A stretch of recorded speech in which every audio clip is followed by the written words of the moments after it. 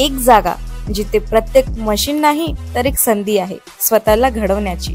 ही जागा म्हणजे Chhajed fitness club, Rahuri factory मधील सर्वात विश्वसनीय आणि हायटेक जिम। महिलांसाठी स्वतंत्र batches and trainers, 100% safe and positive environment, AC सह पूर्ण सुविधा असलेली gym, hi-tech equipments, full body workout साठी योग्य। तर यायचं कुठे आहे?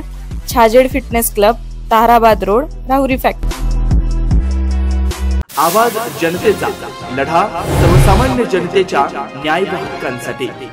कोपरगाव नगरपालिकेच्या होणाऱ्या निवडणुकीकरता आमदार आशुतोष काळे गटाकडून आज कृष्णाई मंगल कार्यालयात पत्रकार परिषद घेण्यात आली। या पत्रकार परिषदेत राष्ट्रवादी काँग्रेस अजित पवार गटाकडून काकासाहेब कोयटे यांच्या नावाची घोषणा करण्यात आली।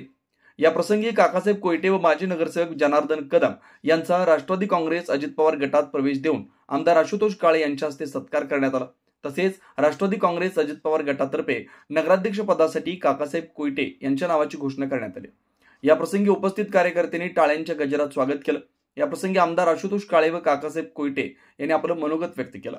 पत्रकार परिषदेसाठी सतीश कृष्णाणी, डॉक्टर अजय गर्जे, सुनील गंगुले, वीरेन बोरावके, कृष्णा आढाव, मंदार पहाडे, धरम बागरेचा, अजित लोहाडे, संदीप कोयटे, सुधीर डागा, तुळशीदास खुबानी, राजेंद्र फुलपगर आदींसह मान्यवर उपस्थित होते। आवाज जनतेसाठी नितीन जाधव, कोपरगाव। आपण सर्वांनी सहभागी दिली आहे। आपण आज काकांचा या ठिकाणी राष्ट्रवादी काँग्रेसमध्ये प्रवेश करून घेऊ। तसेच आपले नगराध्यक्ष पदाचे उमेदवार इच्छुक अनेक होते। आपल्याकडे मंदार पहाडे इच्छुक होते, गंगुले इच्छुक होते, कृष्णाजी आढाव इच्छुक होते आणि विवेक बोरावके, 4 लोक आपल्याकडे इच्छुक होते। बरोबर ना? आपण तुमचं नाव घेते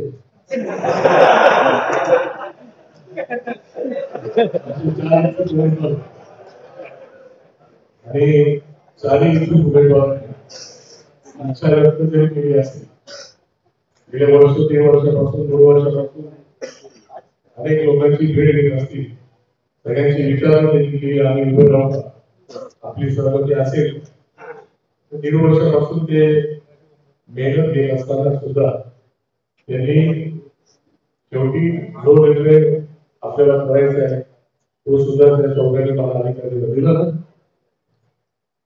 तर त्यांनी सहमती दिल्यामुळे आज आपण नगराध्यक्ष पदाचा उमेदवार हे आदरणीय काका यांच्यासाठी आपण घोषित करतोय।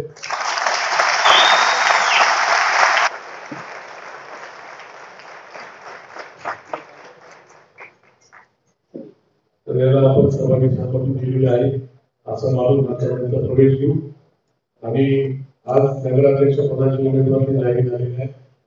लवकरच उद्या किंवा परवा आपण नगरसेवक पदाचे उमेदवार जाहीर करणार आहोत। तर त्याला सुद्धा आपण त्यानंतरही नगरपालिकेच्या राजकारणात मी सक्रिय होतो। माझ्या पत्नीला नगराध्यक्ष पदाची संधी सुद्धा आपण सर्वांनी दिली आणि ती संधी सुद्धा दिली। मला आठवतं 18 डिसेंबरचा तो दिवस, दुसऱ्या दिवशी माझ्या घरी माझ्या मुलीचं लग्न होतं आणि स्वर्गीय शंकरराव काळे साहेब अचानक माझ्या घरी आले।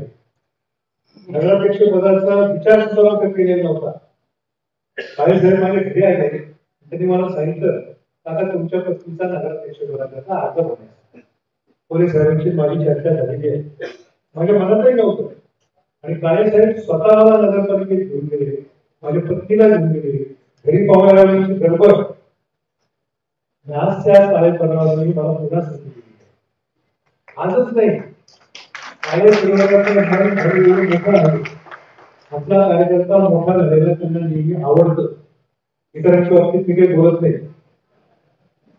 गेल्या नगरपालिकेच्या निवडणुकीमध्ये सुद्धा आशुतोष दादांनी मला आग्रह करून सांगितलं होतं, आता तुम्ही घ्या नगराध्यक्ष पदाचा आमच्याकडून अर्ज भरा, आम्ही तुम्हाला नगराध्यक्ष करतो। नवनवीन घडामोडी आणि सत्य बातमी पाहण्यासाठी आजच आमच्या YouTube चॅनलला सबस्क्राइब करा, शेअर करा आणि लाईक नक्की करा।